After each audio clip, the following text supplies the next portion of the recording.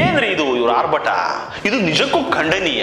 ಈ ಗನ್ಮ್ಯಾನ್ ನೇರವಾಗಿ ಜನಾರ್ದನ್ ರೆಡ್ಡಿ ಮನೆ ಕಡೆಗೆ ಗುರಿ ಮಾಡಿ ಗುಂಡು ಹಾರಿಸ್ತಿದ್ದಾರೆ. ಅಂದ್ರೆ ಇದ್ರ ಉದ್ದೇಶ ಏನು? ಮನೆ ಒಳಗೆ ಇದ್ದ ಯಾರಿಗಾರು ಗುಂಡು ಬಿದ್ದಿದ್ರೆ ಗತಿ ಏನಾಗ್ತಿತ್ತು? ಇವನು ಈ ಗುಂಡು ಹಾರಿಸ್ತಿದ್ದಾನಲ್ಲ, ಇವನು ಬಳ್ಳಾರಿ MLA ಭರತ್ ರೆಡ್ಡಿ ಆಪ್ತ ಸತೀಶ್ ರೆಡ್ಡಿ ಕಡೆಯ ಪ್ರೈವೇಟ್ ಗನ್ ಮ್ಯಾನ್. ಇವರೇ ಗುಂಡು ಹೊಡೆದು ಇವಾಗ ಗಾಲಿ ಜನಾರ್ದನ್ ರೆಡ್ಡಿ ಮೇಲೆ FIR ಮಾಡಿಸೋದ್ರಲ್ಲ. ಏನ್ ಹೇಳೋದಿದೆ ಕೇಳಿ. ಇಷ್ಟಕ್ಕೂ ಈ ಗಲಾಟೆ ಶುರುವಾಗಿರೋದು ಯಾಕಪ್ಪ ಅಂದ್ರೆ, ನಾಳೆ ಶನಿವಾರ ವಾಲ್ಮೀಕಿ ಪ್ರತಿಮೆನ ಅನಾವರಣ ಮಾಡೋಕಿದ್ಯಂತೆ. ಅದ್ರ ಸಲುವಾಗಿ ಎಲ್ಲಾ ಕಡೆ MLA ಭರತ್ ರೆಡ್ಡಿ ಅವರ ಫೋಟೋ ಹಾಕ್ಸಿ ಬ್ಯಾನರ್ ಕಟ್ಟಿದ್ರಂತೆ. ಹಂಗೆ ತಂದು ಜನಾರ್ದನ್ ರೆಡ್ಡಿ ಮನೆ ಮುಂದೆ ಕೂಡ ಕಟ್ಸಿದ್ದಾರೆ. ನಮ್ಮನೆ ಮುಂದೆ ಅವ್ರ ಫೋಟೋ ಯಾಕಿರ್ಬೇಕು ಅಂತಾನೋ ಏನೋ ಇವರು ಅವುಗಳನ್ನ ಕಿತ್ತಾಕ್ಸಿದ್ರಂತೆ ಜನಾರ್ದನ್ ರೆಡ್ಡಿ ಕಡೆಯವರು. ಅದಕ್ಕೆ ಸಿಟ್ಟಿಗೆದ್ದ ಭರತ್ ರೆಡ್ಡಿ ಆಪ್ತ ಸತೀಶ್ ರೆಡ್ಡಿ ಅದೇವಾಯ್ತು ನೋಡೋಣ ಕಟ್ರಲ್ಲ ಅಂತ ಹೇಳ್ಬಿಟ್ಟು ಜನಾರ್ದನ್ ರೆಡ್ಡಿ ಮನೆ ಮುಂದೆನೆ ಕೂತ್ಕೊಂಡ್ಬಿಟ್ಟು ಬ್ಯಾನರ್ ಕಟ್ಸವ್ರೆ. ಅವಾಗ ಇವ್ರ ಕಡೆ ಬೆಂಬಲಿಗರು ಬಂದು ಗಲಾಟೆ ಮಾಡವ್ರೆ. ಅವ್ರ ಕಡೆಯವ್ರಿಗೂ ಇವ್ರ ಕಡೆಯವ್ರಿಗೂ ಜೋರಾಗ್ಬಿಟ್ಟಿದೆ ಗಲಾಟೆ. ಶ್ರೀರಾಮುಲು ಕೂಡ ಸ್ಪಾಟಿಗೆ ಬಂದು ಸಮಾಧಾನ ಮಾಡೋದು ಟ್ರೈ ಮಾಡಿದ್ರಂತೆ. ಅದಾದ ನಂತರ ಸ್ಪಾಟಿ ಭರತ್ ರೆಡ್ಡಿ ಕೂಡ ಒಂದು ದೊಡ್ಡ ದಂಡು ಕಟ್ಕೊಂಡು ಬಂದಿದ್ದಾರೆ. ಯಾರ ಕಂಟ್ರೋಲ್ಗೂ ಬಂದಿಲ್ಲ. ಬೋರ್ಡ್ಗೆ ರಾಡು ತಗೊಂಡು ಬಡ್ದಾಡ್ಕೊಂಡಿದ್ದಾರೆ. ಇದ್ರ ಮಧ್ಯೆ ಈ ಸತೀಶ್ ರೆಡ್ಡಿ ಪ್ರೈವೇಟ್ ಗನ್ಮ್ಯಾನ್ ಇದಾರಲ್ಲ, ಹಿಂಗ್ ಗುಂಡು ಹೊಡಿತಾ ಇದಾರಲ್ಲ, ಇವನು ಜನಾರ್ದನ್ ರೆಡ್ಡಿ ಮನೆ ಕಡೆ ಗುರಿ ಮಾಡಿ ಗುಂಡು ಹಾರಿಸಿದ್ದಾರೆ.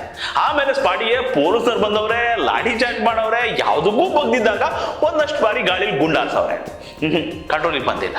ಗೋಲಿಬಾರ್ ಮಾಡಿದ್ರು ಕಂಟ್ರೋಲಿಗೆ ಬರಲಿಲ್ಲ ಅಂದಾಗ ಇವ್ರೇನ್ ಮಾಡಿದ್ರು, ನೇರವಾಗಿ ಗುಂಪಿನ ಮೇಲೆ ಗುಂಡು ಹಾರಿಸಿದ್ದಾರೆ.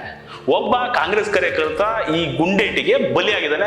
ರಾಜಶೇಖರ್ ಅನ್ನೋ 28 ವರ್ಷದ ಯುವಕ ಈ ಗುಂಡೇಟಿ ತಿನ್ಸೋಗಿರೋದು. ಇಷ್ಟೇ ಆಗೋದು ನೋಡಿ. ಯಾರೇ ಲೀಡರ್ಸ್ ಬುಡ್ದಾಡಿದ್ರು ಕಡೆ ಜೀವ ಕಳ್ಕೊಳ್ಳೋದು ಬಡವ್ರ ಮಕ್ಕಳೇ, ಕಾರ್ಯಕರ್ತರೆ. ಈ ಜನಕ್ಕೆ ಇದೆಲ್ಲ ಯಾವಾಗ ಅರ್ಥ ಆಗುತ್ತೋ ಗೊತ್ತಿಲ್ಲ. ಬಳ್ಳಾರಿ ಜಗಳ, ಈ ದುಶ್ಮನಿ ಇವತ್ತು ನಿನ್ನೆದಲ್ಲ, ತುಂಬಾ ಹಳೇದು. ಈ ಬ್ಯಾನರ್ ವಿಚಾರ ಅನ್ನೋದು ಒಂದು ನೆಪ ಅಷ್ಟೇ. ಈ ಬಳ್ಳಾರಿ ದಣಿಗಳ ಬಡಿದಾಟದಲ್ಲಿ ಹೋದ ಪ್ರಾಣಗಳಿಗೆ ಲೆಕ್ಕ ಇಲ್ಲ. ಅಲ್ಲೇ ಪಕ್ಕದಲ್ಲಿ ಹರಿಯೋ ಹಗರಿ ಹೊಳೆ ನೀರಿಗಿಂತ ಜಾಸ್ತಿ ರಕ್ತನೇ ನೋಡೈತೆ. ರಕ್ತ ರೆಡ್ಡಿಯವ್ರಿಗೂ ಹೊಸಲ್ಲ, ಶ್ರೀರಾಮುಲುಗೂ ಹೊಸಲ್ಲ. ಜನಾರ್ದನ್ ರೆಡ್ಡಿ ಪ್ರೆಸ್ ಮೀಟ್ ಮಾಡಿ ಇದನ್ನೇ ಹೇಳಿತು. ಭರತ್ ರೆಡ್ಡಿ ತಂದೆ ಸೂರ್ಯನಾರಾಯಣ ರೆಡ್ಡಿಯನ್ನ 20 ವರ್ಷ ಮನೇಲೆ ಕೂರಿಸಿದ್ದೆ, ಇವಾಗ ಮಗ ಬಂದಿದ್ದ ರೌಡಿಸಂ ಮಾಡೋಕೆ ಅಂತ. ಇನ್ನು ಭರತ್ ರೆಡ್ಡಿ ಹೇಳಿಕೆನೂ ಹಂಗೆ ಇದೆ ನೋಡಿ. ರಕ್ತಾಭಿಷೇಕ ಮಾಡಿ ಆದ್ರೂ ಸರಿ ವಾಲ್ಮೀಕಿ ಪುತ್ಥಳಿಯನ್ನ ಸ್ಥಾಪನೆ ಮಾಡೇ ಮಾಡ್ತೀನಿ ಅಂತ. ಅಲ್ಲ, ಹಿಂಗೆ ರಕ್ತ ಹರಿಸಿ ವಾಲ್ಮೀಕಿ ಪುತ್ಥಳಿನ ಅನಾವರಣ ಮಾಡ್ಬೇಕಾ? ಕ್ರೌರ್ಯವನ್ನ ಬಿಟ್ಟ ಮೇಲೆ ಅಲ್ವಾ ವಾಲ್ಮೀಕಿ ಮಹರ್ಷಿ ಆಗಿತ್ತು. ಅಂತ ವಾಲ್ಮೀಕಿ ಇವ್ರು ರಕ್ತಾಭಿಷೇಕವನ್ನು ಕೇಳ್ತಾರ? ಬಳ್ಳಾರಿ ತಣ್ಣಗಾಗಿದೆ ಅಂದ್ಕೊಳ್ತಾ ಇರುವಾಗ್ಲೇ ಮತ್ತೆ ಬಿಸಿ ಏರ್ತಾ ಇದೆ. ಇದು ಒಳ್ಳೆ ಸೂಚನೆ ಅಲ್ಲ.